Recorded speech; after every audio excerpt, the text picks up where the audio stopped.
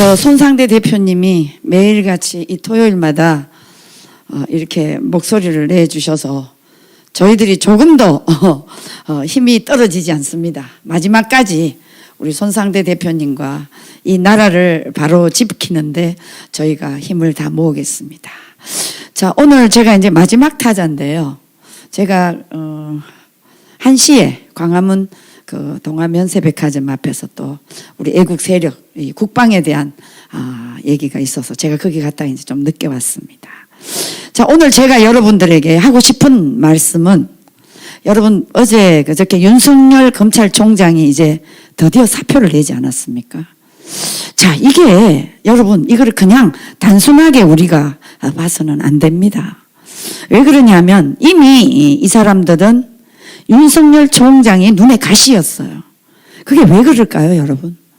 바로 윤석열 총장이 전 정부, 전 정부 두 분의 지도자를 감옥에다 넣고, 그 다음에 또 국정원장들을 모조리 다 4명인가 감옥에 넣고, 또 그 수하에 있던 거의 한 100명 가까운 사람을 다 집어넣습니다. 이렇게 되다 보니까 여러분, 그 문재인 정권 그동안 윤석열 검찰총장이 박근혜 대통령 전 정부를 아주 철퇴를 내리면서 감옥에 넣어줄 때까지는 너무나 좋았어요. 그래서 저 사람은, 문재인 정권은 자기가 이 권력을 그러니까 찬탈한 거죠. 촛불로. 근데 말로 촛불로 그리고 국민을 위한다고 하지만 결국은 문재인 정권은 우리 국민들에게 사기를 친 거나 마찬가지입니다. 그게 왜 그럴까요? 아니, 검찰 개혁한다고 했지만 결국은 검찰의 윤석열 칼이 문재인 정권에게 가니까 수단과 방법을 가리지 않고 저 윤석열이를 놔뒀다가는 내가 바로 이명박, 박근혜 그리고 국정원장들이 감옥에 들어가는 그런 신세가 될 것 같으니까 추미애를 시키고, 조국이 추미애, 지금 범계 같은 사람, 여러분 도대체 이런 분들이 장관으로서 그 자격이 됩니까? 저는 도저히 자격이 될 수 없는 사람입니다. 그런데 우리 국민들이 지금까지 살아오면서 도저히 상식에 없는 행위를 지금 문재인 정권이 하고 있지 않습니까? 그래서 이미 검찰 개혁은 여러분 아시다시피 공수처, 이 고위공직자 범죄 수사처를 하는 순간 이미 이것은 변질됐다고 저는 보고 있는 사람입니다. 자, 그래서 중대범죄수사청이 거론되는 그 순간에 문재인 정권은 누굴 생각했을까요?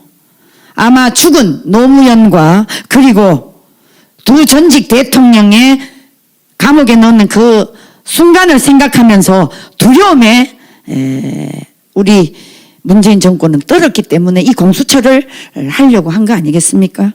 자, 그래서 결국은 이 검찰총장 윤석열이는 처음에 문재인 정권을 세워줄 때까지는 좋았어. 그런데 그 이후부터는 이 사람은 내가 부릴 사람이 아니다. 내가 부렸다가는 뜨거라. 내가 죽게 생긴다. 이렇기 때문에 이 사람을 수단과 방법을 가리지 않고 쳐내기로 작정을 하지 않았습니까? 자, 그렇게 되다 보니까 결국은 문재인 그 일당들에 의해서 정치적인 보복과 그리고 문재인 세력에 의해서 방어 차원에서 국민 앞에 스스로 윤석열 총장을 사의를 시키면서 바로 그냥 사인을 하지 않았습니까? 자, 이런 것만 보더라도 우리 국민들이 참 너무나 어이없는 일이 지금 대한민국에 벌어지고 있습니다. 자, 그래서 문재인 정권은 그 원전 문제, 그리고 또 울산의 부장선거, 그리고 신라잼, 그리고 또 태양광, 이 어마어마한 범죄를 우리가 이것을 그래도 윤석열 총장이 철저하게 좀 수사를 해서 문재인 정권에게 대들어야지. 두 분이나 대들었지만 일단 판사들이 올바른 판결을 해주셨죠.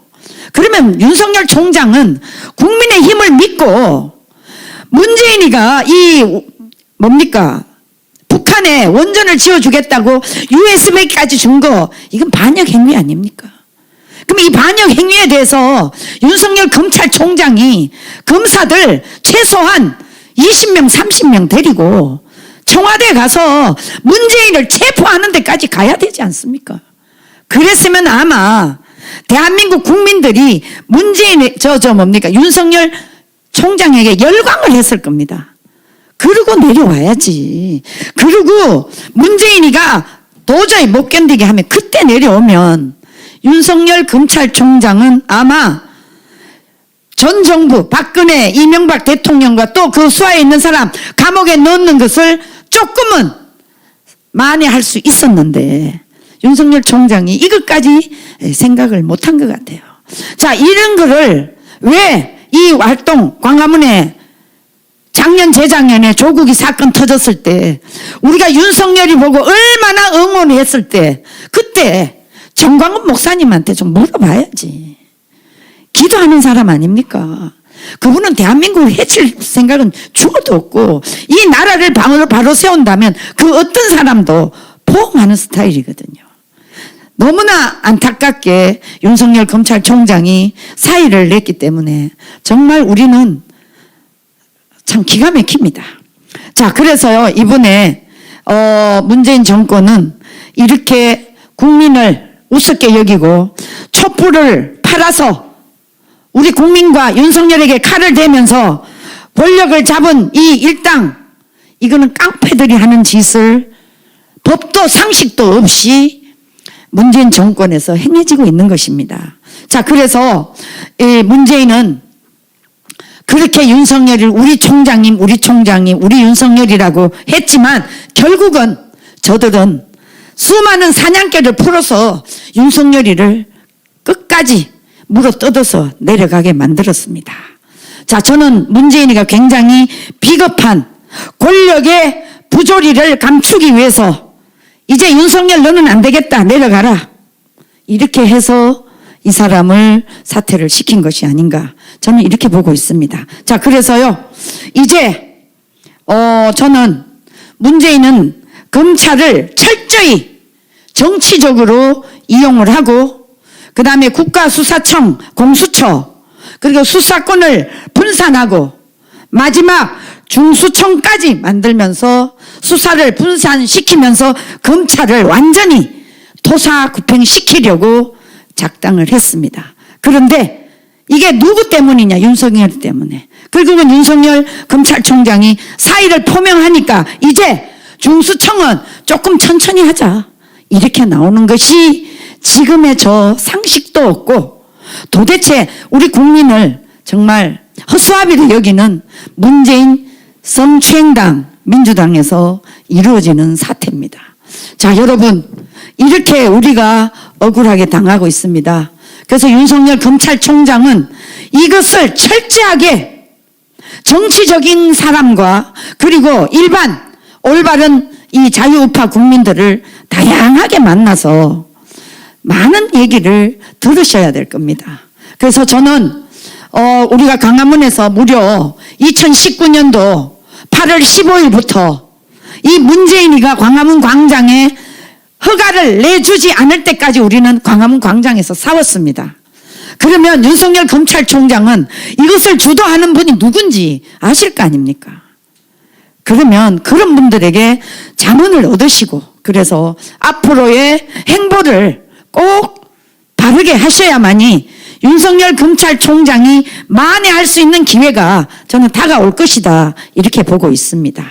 그래서 지금 한간에는 윤석열 검찰총장에 대해서 우리 자유우파에서는 뭐 자업자득이다 이런 얘기 하지만 일단 그거는 나중에 우리가 따질 것이고 지금은 윤석열 총장은 비록 사의를 표명했고 칼을 내려놨지만 이것을 가지고 그 명예를 회복시키기 위해서 문재인 정권의 그 잘못된 모든 점을 낱낱이 얘기를 국민들에게 해야 될 것입니다. 그래서 국민의 의견을 들으시면서 앞으로 행보를 해주시기를 저는 간곡히 부탁을 드리면서 결국은 그래야만이 윤석열이도 살고 대한민국 국민도 살고 그리고 검찰도 살 수 있는 길이 열릴 것이다. 저는 이렇게 보고 있습니다.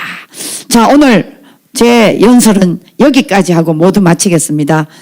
우리 광화문 앱 많이 깔아주시고요. 이제 더 쉽게 할 수 있는 길이 열렸습니다. 자, 여러분 또 다음 토요일을 약속하면서 제 모든 연설은 여기서 마치겠습니다. 감사합니다.